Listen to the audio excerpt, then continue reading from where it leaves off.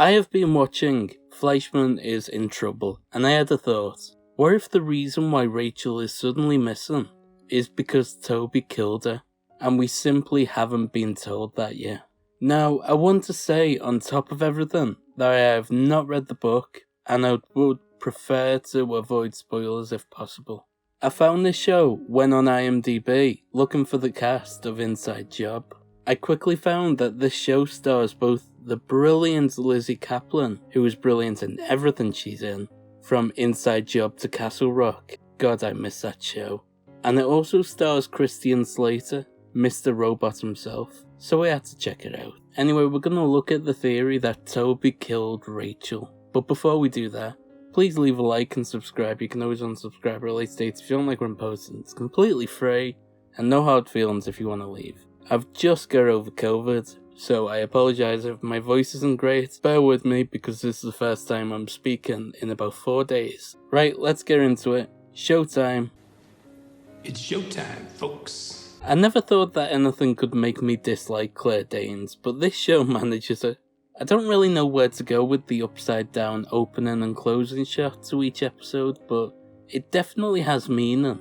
Could that possibly be symbolising how Rachel is buried underground? And we'll get a nice reveal that his life has been tumbled upside down ever since she was buried beneath ground. That's my dog barking in the background. Someone on Reddit pointed out how the discussion of the block theory with his son needs to be looked at, and it made me think, of course. For those of you who didn't watch it, the block theory is that everything that has ever happened is all happening at once. And this is 100% going to play into the finale, isn't it?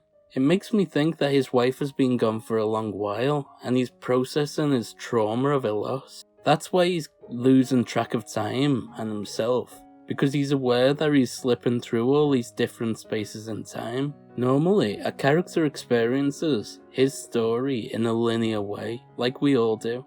We wake up, we drag ourselves to work, we come home, hang out with friends, and then go to sleep. But in the TV show, we watch people's lives before that current moment. We see flashbacks and sometimes even flash forwards. What if Toby is experiencing everything as we're seeing it? He's semi-conscious that there was a flashback happening, and that's why he lost track of time between the end of episode 2 and the start of episode 3. Because the episode ended, he experienced that transition.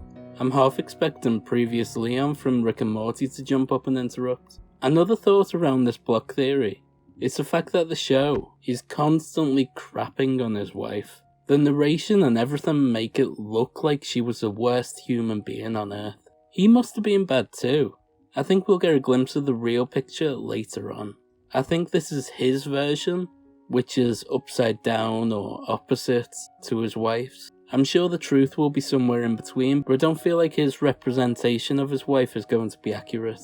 I'm getting strong 500 Days of Summer vibes, especially seeing how they met in episode 3. And he says to her, "You make me nostalgic for this moment." What I was going to say is that, I never did think of you. Really, I'm nostalgic for this moment already. I thought that was really sweet, but at the same time you can see it perceived very differently. It's like that scene in How I Met Your Mother where Marshall played a song for Lily, and it showed us what it looked like from someone who loved him and someone who didn't. I imagine we'll be seeing Rachel's perspective at some point. But since Toby meant it in a romantic way, we saw it perceived as a romantic action. It's all about narrative. But at the same time, since this series is narrated by the fantastic Lizzie Kaplan, who plays his friend, perhaps the narration is so pro-Toby and against Rachel, because Lizzie Kaplan's character only has what he told it to go off. We definitely can't rule out the theory of her being an unreliable narrator. And there is something about him that raises red flags all over the place. I don't trust him. There was a scene where Rachel was complaining about her boss hitting her, and Toby kept commenting on how it affected him. And we got a quick glimpse there of Rachel saying, "Does it have to be all about you?" I'm certain that was a little glimpse into what the series is going to be about. It's going to be about both of their perspectives. Right now we're only seeing Toby's. I think we should also talk about how Rachel said, I need to secure my own oxygen mask before I secure theirs. She said this in episode 1, after dropping the kids off at Tony's and disappearing. Right, quick editorial note. I've caught in the edit that I referred to Toby as Tony quite a few times. I'm not well, what can I say? Just ignore it. This of course is talking about how when you're on a plane, adults have to fix their own mask before sorting the kids out, but Rachel is extending it to a life lesson based on something the doctor told her. Could she simply be doing that? Has she ran away and is looking after herself? Or is it more sinister than that? Has Toby killed her and is using an excuse she used to cover for herself? To cover for her disappearance? We saw in the start of episode 3 that he loses track of what he does and says. He finds himself at home suddenly after learning that Rachel was seen lay on a park bench, possibly dead. Maybe this disassociation happened when he killed her. Or even if he didn't kill her, maybe he's disassociated because he went to the park bench and he found her dead. And it's all about him dealing with the trauma.